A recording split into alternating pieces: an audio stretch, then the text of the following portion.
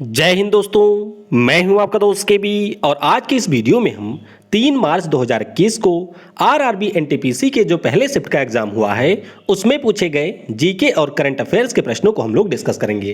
तो आज के शिफ्ट में भी कई सारे प्रश्न ऐसे रहे जो कि पहले पूछे जा चुके हैं, कुछ यहाँ पर नए प्रश्न भी पूछे गए और कुछ प्रश्न ऐसे रहे जो कि हम लोगों के एक्स्ट्रा फैक्ट से पूछे गए हैं। तो पूरा वीडियो बहुत ही ध्यान से देखिएगा और वीडियो अगर आपको पसंद आता है तो इसे लाइक करने के साथ अपने सभी दोस्तों के साथ में शेयर जरूर करिएगा।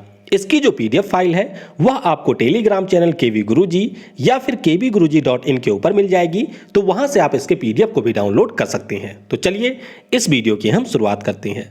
तो पहला प्रश्न पूछा गया था कि जो सजदा नाम की प्रथा है इसकी शुरुआत किसने किया था। तो आप सभी को याद रखना है बलबन जो कि दिल्ली सल्तनत के एक सुल्तान थे, इन्हीं के द्वारा सिजदा प्रथा की शुरुआत की गई थी। तो सिजदा और पैबोस ये दो हमारी प्रथाएं होती थी। सिजदा का मतलब होता था कि जो भी यहाँ पर व्यक्ति आता था वह सुल्तान को झुक करके नमस्कार करता था। क्या करता था? झुक करके सुल्तान को नमस्कार करता था, तो ये होती थी सिजदा। और दूसरी की बात करते हैं तो ये है पैबोस। इसमें जो भी व्यक्ति होते थे उनको सुल्तान के कदम को चूमना होता था। तो इन दोनों प्रथाओं के बारे में ध्यान रखना है, बलबन के द्वारा इनकी शुरुआत की गई थी। अगला प्रश्न पूछा गया कि सार्क में सदस्य देशों की संख्या कितनी है। तो यहां पर बात हो रही है सार्क की। तो इसमें कुल सदस्य देशों की संख्या है 8। कितने हैं? 8 इसमें सदस्य देशों की संख्या है। अगर हम लोग इसके पूरे नाम की बात करें तो इसका पूरा नाम है south Asian association for regional cooperation. क्या नाम है? South Asian association for regional cooperation इसका पूरा नाम है। 8 दिसंबर 1985 को इसकी स्थापना हुई थी। मुख्यालय की अगर हम लोग बात करते हैं तो नेपाल का जो राजधानी है काठमांडू, वहां पर इसका मुख्यालय आपको मिलेगा। ध्यान रखिएगा, एक हमारा होता है सार्क और एक हमारा होता है बिम्स्टेक। तो बिम्स्टेक का जो मुख्यालय है वह आपको बांग्लादेश की राजधानी ढाका में मिलेगा, लेकिन अगर हम लोग सार्क की बात करते हैं तो इसका मुख्यालय आपको मिलेगा काठमांडू में। अब कौन कौन से देश इसमें शामिल हैं उनके नाम भी आपको पता होना चाहिए। तो हमारा देश भारत हो गया, अफगानिस्तान हो गया, पाकिस्तान है, नेपाल, बांग्लादेश, श्रीलंका, भूटान और मालदीव, यानी कि जो भी हमारे दक्षिण एशिया के देश हैं वह सभी 8 देश इसमें शामिल हैं। अगला प्रश्न पूछा गया कि चंद्रमा की कक्षा में पहुंचने वाला पहला सैटेलाइट कौन था। तो ध्यान रखिएगा, अगर आपसे प्रश्न ये पूछा जाता है कि चंद्रमा की कक्षा में पहुंचने वाला पहला सैटेलाइट कौन था, तो आपका उत्तर होगा लूना 10। क्या है? लूना 10। इसको यूएसएसआर यानी कि उस समय का जो सोवियत संघ था उसके द्वारा लॉन्च किया गया था। तो ये पहला सैटेलाइट था जो कि चंद्रमा की कक्षा में पहुंचा था। कब पहुंचा था? तो 21 मार्च 1966 को इसे यूएसएसआर ने लॉन्च किया था। यहां पर आपको ध्यान रखना है लूना 2 के बारे में भी। लूना 2 क्यों महत्वपूर्ण है? क्योंकि ये हमारे चंद्रमा की सतह पर पहुंचने वाला पहला स्पेसक्राफ्ट था। किसने भेजा था? तो इसे भी भेजा था यूएसएसआर ने। अगर आपसे ये पूछा जाता है कि पहली सैटेलाइट किसने लॉन्च की थी, तो यह भी सोवियत संघ के द्वारा लॉन्च की गई थी। स्पुतनिक 1 इसका नाम था। 4 अक्टूबर 1957 को लॉन्च किया गया था। अगर हम लोग अपने पहले सैटेलाइट की बात करते हैं तो उसका नाम था आर्यभट्ट। 1975 में हमने सोवियत संघ की सहायता से इसे लॉन्च किया था। और अगर आपसे पूछा जाए कि चंद्रमा पर जो पहला मानव है वह किस मिशन के तहत पहुंचा था, तो नील आर्मस्ट्रांग अपोलो 11 के तहत 20 जुलाई 1969 को चंद्रमा पर पहुंचे थे। तो ये सारी आपको यहाँ पर ध्यान रखनी है। वैसे चंद्रमा के ऊपर मैं एक सेपरेट वीडियो लाने वाला हूँ जिसमें यहाँ पर हमारे देश के या अन्य देशों के जो भी मिशन हैं उनके बारे में हम लोग डिटेल में जान लेंगे। एक प्रश्न था जो कि रिपीटेड है, काफ़ी आसान भी है कि स्वतंत्र भारत के पहले गवर्नर जनरल और वायसराय कौन थे। तो चक्रवर्ती राजा गोपालाचारी स्वतंत्र भारत के पहले गवर्नर जनरल और वायसराय थे। तो ये आपको याद रखना है। वैसे आप यहाँ पर यह भी ध्यान रखेंगे कि जब हमारा भारत आज़ाद हुआ था तो कुछ समय तक यहाँ पर लॉर्ड माउंटबेटन भी थे।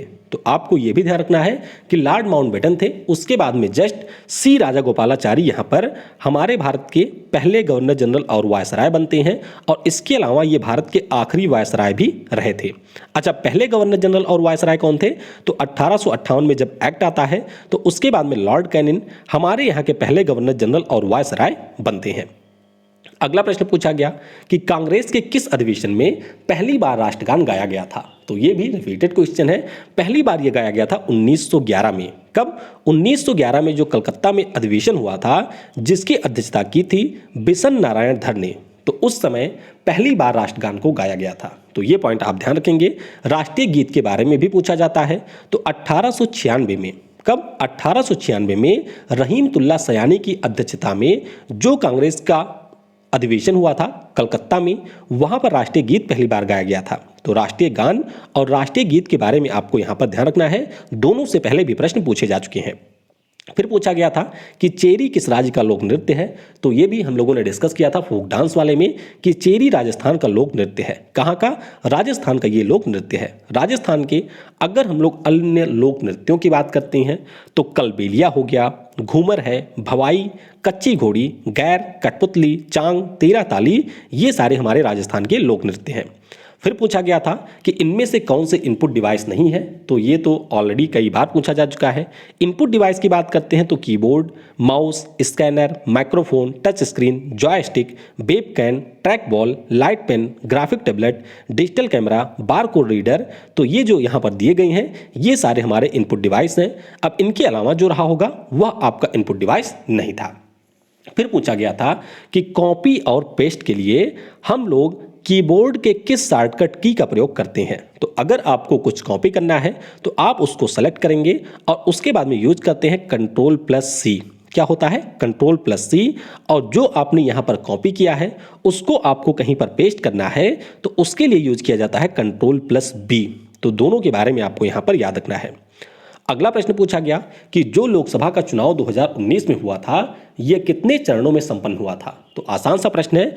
कुल मिलाकर के 7 चरणों में यह चुनाव हुआ था और यह 7 चरणों में जाकर के संपन्न हुआ था। ध्यान रखेंगे आप लोग कि लोकसभा का चुनाव या फिर विधानसभा के जो चुनाव होते हैं वह एनटीपीसी की परीक्षा नहीं है कि जो 4 से 5 महीने चलेंगे। ये चुनाव होते हैं तो सरकार इसको बहुत ही तेजी से करती है। सारी चीजें इसमें फिक्स होती हैं कि चुनाव कब होना है, कब रिजल्ट आएगा, कब शपथ होना है, और ये सारी चीजें सरकार बहुत आसानी के साथ में कर लेती है। तो एनटीपीसी की तरह इसमें लेट लतीफी नहीं होती है। तो 7 चरणों में यह हुआ था।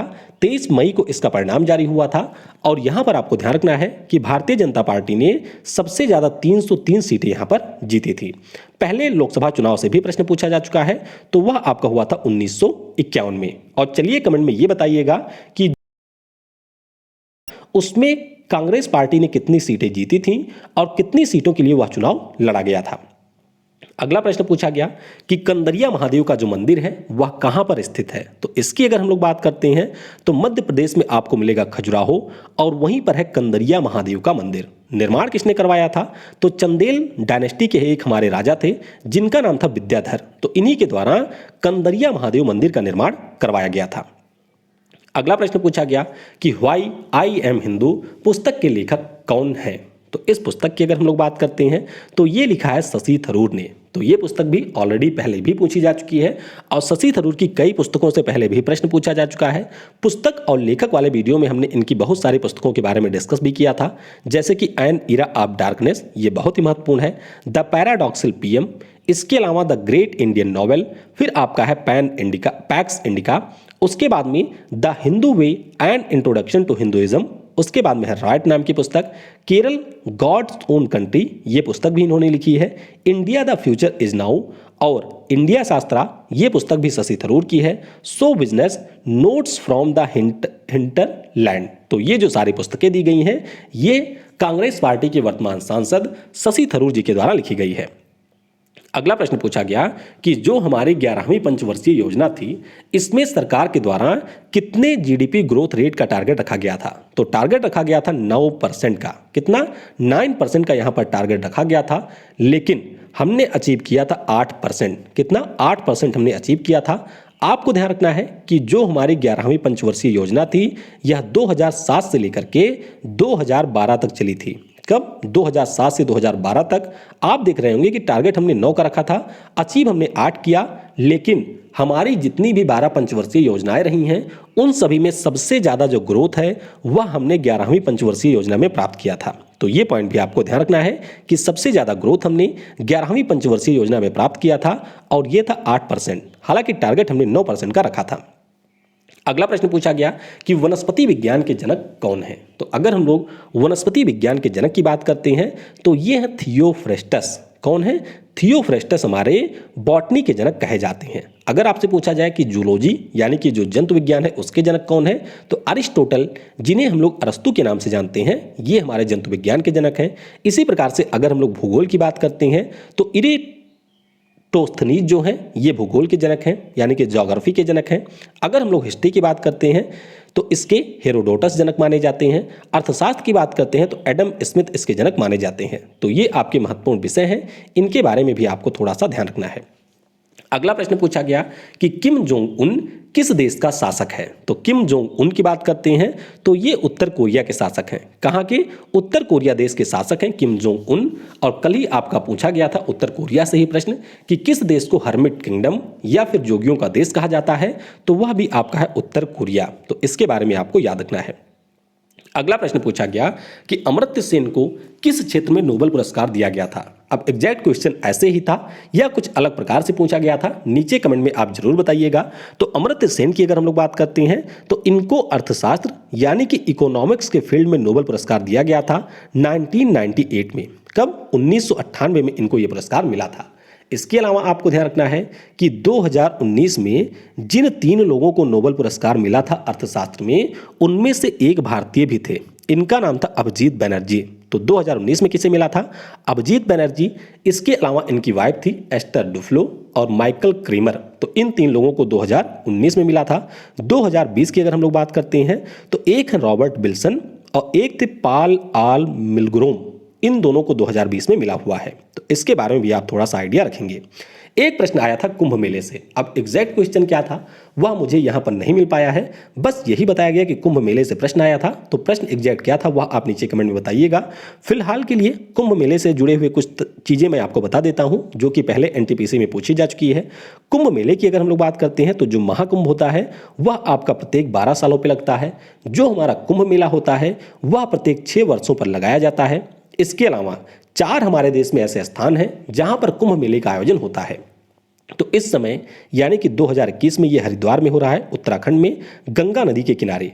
इसके अलावा अगर हम लोग बात करते हैं नासिक की तो ये आपका गोदावरी नदी के किनारे है, यहाँ पर भी लगता है। उज्जैन की बात करें तो ये आपका क्षिप्रा नदी के किनारे है, वहाँ पर भी कुंभ का मेला लगता है। और एक आपका हो गया प्रयागराज। तो प्रयागराज में आपको मिलेगा संगम यानी कि गंगा, यमुना और सरस्वती नदियों का यहाँ पर मिलन होता है और यहाँ पर भी कुंभ मेला लगता है। फिर एक प्रश्न पूछा गया कि मिसाइल मैन ऑफ इंडिया के नाम से किसे जाना जाता है? तो आसान सा प्रश्न है, आप सभी को पता होगा कि हमारे पूर्व राष्ट्रपति भारत रत्न डॉक्टर एपीजे अब्दुल कलाम साहब को मिसाइल मैन ऑफ इंडिया के नाम से जाना जाता है। लेकिन अगर आपसे ये पूछ लिया जाए कि मिसाइल वुमेन ऑफ इंडिया के नाम से किसे जाना जाता है तो ये है टेसी थॉमस। क्या नाम है? टेसी थॉमस को मिसाइल वीमेन ऑफ इंडिया के नाम से जाना जाता है। अगला प्रश्न पूछा गया कि भारत सरकार का किस वर्ष मलेरिया उन्मूलन का लक्ष्य रखा गया है? यानी कि हमारे देश से मलेरिया को इरेडिकेट करने का जो टारगेट है वह किस वर्ष रखा गया है? तो ये हमने रखा है 2030 का। कब? 2030 का ये टारगेट है। अगर आपसे पूछा जाए कि टीबी उन्मूलन का लक्ष्य कब है तो टीबी के लिए टारगेट रखा गया है 2025। और एड्स की अगर हम लोग बात करते हैं तो उसके लिए भी 2030 का साल रखा गया है। अगला प्रश्न पूछा गया कि जो हमारा संयुक्त राष्ट्र है उसको यह नाम किसने दिया था? तो आप सभी को पता होगा कि संयुक्त राष्ट्र के पहले एक संस्था बनाई गई थी पहले विश्व युद्ध के बाद में, जिसका नाम था लीग ऑफ नेशन। लेकिन यह लीग ऑफ नेशन दूसरे विश्व युद्ध को रोक नहीं पाई। तो इसीलिए अमेरिका के जो उस समय के राष्ट्रपति थे जिनका नाम है थियोडोर डी रूजवेल्ट। क्या नाम है? Theodore D Roosevelt. अमेरिका के इतिहास में सबसे लंबे समय तक राष्ट्रपति के रूप में भी इन्होंने कार्य किया है। तो इन्हीं के द्वारा 1 जनवरी 1942 को संयुक्त राष्ट्र यानी कि यूनाइटेड नेशन नाम दिया गया था और कहा गया था कि इस नाम से हम लोग एक संस्था बनाएंगे। फाइनली 24 अक्टूबर 1945 को संयुक्त राष्ट्र का गठन होता है और आपको ध्यान रखना है कि 50 देशों ने इसको सहमति दी थी। कुल मिलाकर के 51 इसके संस्थापक सदस्य देश रहे थे।